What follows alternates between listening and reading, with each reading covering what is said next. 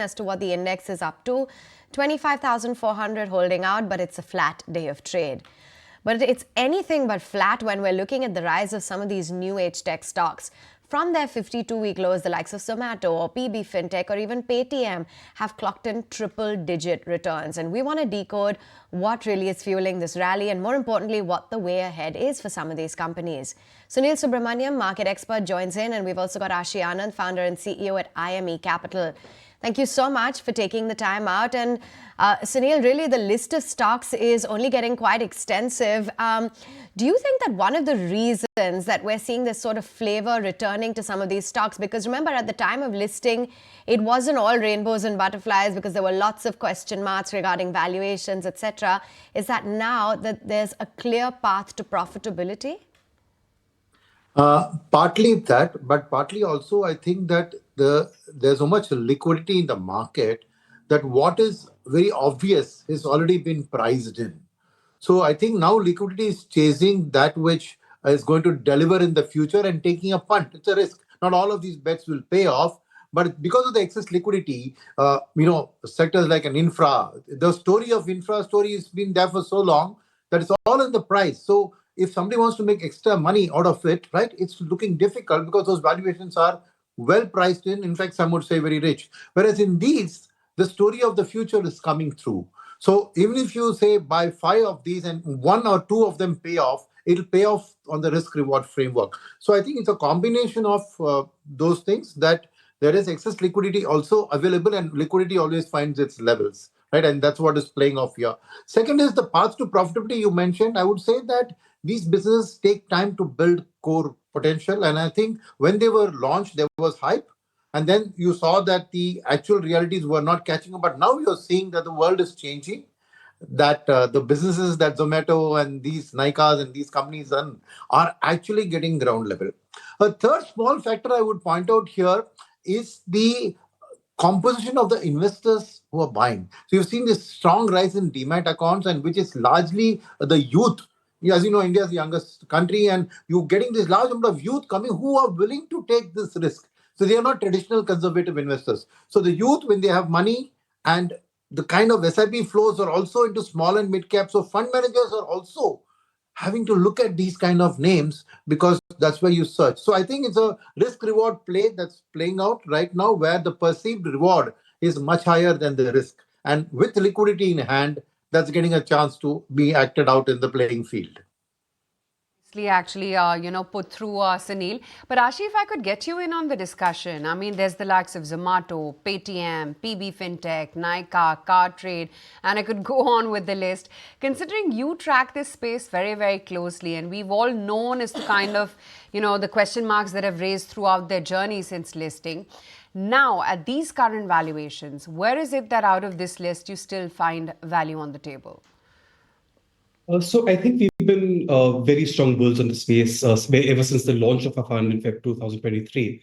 At a time when everyone was running away from this particular place, we went in and actually said that markets were underestimating not just growth, but also the path to profitability. And our assessment and our research very, very clearly shows that these companies are not only going to turn profitable, but they're actually going to turn highly profitable over the longer term.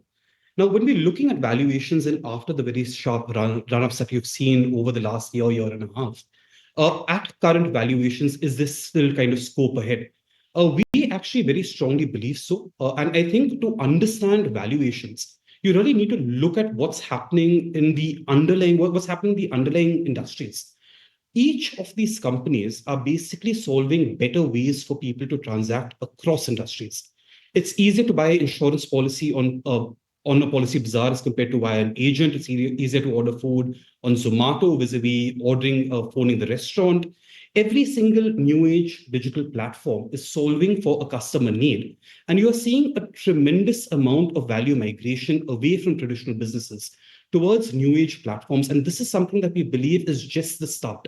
It is a multi-year. We believe that growth rate should actually continue very strongly over the coming decade. Now, while growth is probably well understood, the key point is profitability. And if you go deep into the cost structures of these companies, if you just look at something like an employee cost, you look at something like sales and marketing, over the longer term, there is no reason why these companies really need to spend more on these line items as compared to traditional businesses. Yet it's probably 4 to 5 times. So your traditional consumer companies would spend 5 to 7% on advertising promotion. A lot of new age companies are spending 40 to 50% because they're currently in hyper growth.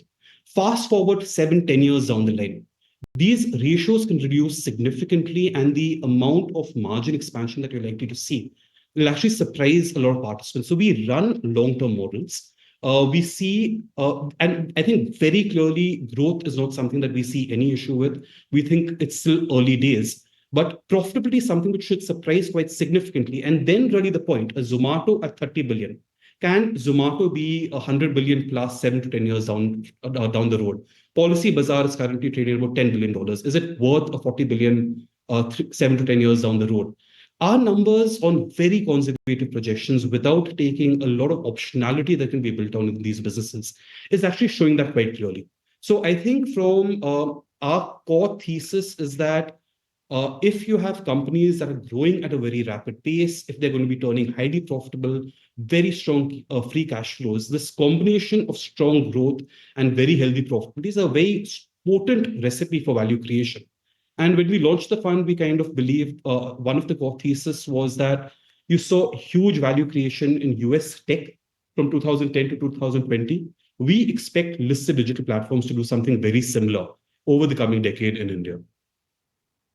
Taking the long-term view there, and the cost structure definitely leaves room for profitability to grow at a faster clip. But since we are talking about valuation, Sunil, do you think this Fed rate cut perhaps could provide that extra fillip, because growth stocks, DCF, SOTP, etc. tend to move on the positive side with the rates coming down? Do you think that could be a meaningful factor to watch out for, or not really? These are not rate sensitive stocks. So remember that. So the first impact of a Fed rate cut would be on rate sensitive such as banks and NBFCs. But that being said, I would say that though they are not rate sensitive, these are still highly leveraged companies from an operations perspective. So, there's a financial leverage and there's operating leverage. And just like, he was pointing out, these companies are spending heavily on sales and marketing and advertising and all of that. So the high operating leverage means that any additional growth actually comes free because you already incurred the cost for the next 4 to 5 years in the business. So when a Fed rate cut kind of a situation happens and the flow towards equities turns positive, right? Like I mentioned, traditional domestic old age businesses, those businesses are well known, and a 3 to 5 year projection of the profitability is already in the price. But these, because of the high operating leverage, you cannot just put a linear model and say that this grew at 8, will grow at 10, will then at 12. These are the 8, 10, 25, 50 kind of growth because of the operating leverage. And so when there is liquidity, so the Fed rate cut is going to bring more liquidities from FIIs into India. And FIIs are willing to take the risks on new age business because they understand this, because American consumer has been buying these. So definitely they would get a fillip from the rate cut, but from a different perspective, not just the rate sensitive part, but more the resultant increase in liquidity for equities, for emerging market equities, and within that for Indian new age business equity. So definitely they would say that there would be a good buying support in this sector from that. The other point, if I may just point out, you mentioned the word value when you spoke to me, spoke to him, and again now. I think these companies are not looked at from a value perspective at all in terms of their valuations. Why I'm saying this is value is what? Undiscovered value, right? You've not discovered it. In these cases here, because you're looking at the past P's and you're looking at their losses, or you're looking at the low profitability, and you're saying the valuations are high from P perspective, it's the PG ratio that matters, the growth. And the future growth is not linear, it's explosional and exponential. So from that point of view, I would say they will never look like value stocks. There will never be value from a traditional framework. But if you factor in that the high operating leverage plus their explosive business growth means that they could be multi-baggers in terms of the kind of returns, then they do qualify for liquidity to come into them. Right, and Ashi, I wanted to just get in your take. How have you read into the kind of meteoric rise that we've seen in some of these stocks? Has it come as a surprise to you? And what do you believe are going to be some of the key triggers? What's the way forward for these companies? I think we've launched a fund, right? And we have a fund that invests exclusively in these kind of companies. We launched this in February 23 when everyone was running away from the space. At that point in time, what we were very certain about is that over a 7 to 10, 5 to 7, 10-year period, these companies are going to grow very rapidly and turn highly profitable. What we are very certain about and what we continue to be very certain about as of today is that the kind of value creation you're going to see over the longer term is going to be something which will actually surprise a lot of market participants, similar to what you saw in US tech over the last decade. But I think in terms of whether we were expecting the last year and a half to be so strong, our fund, for example, is up 100% in a year and a half. That is something that's actually surprised us. We weren't expecting markets to really gravitate towards these stocks as quickly as they have. A very important reason is that the path to profitability is something which has been a lot stronger than what people in the market were expecting. And I think the fact that they could turn profitable as quickly as they have, all companies across the board have actually achieved profitability timelines well ahead of what initial guidances were. That is actually something that led to this very strong rise. And the important point is we still believe that we're still in early days. I can give you just one simple example.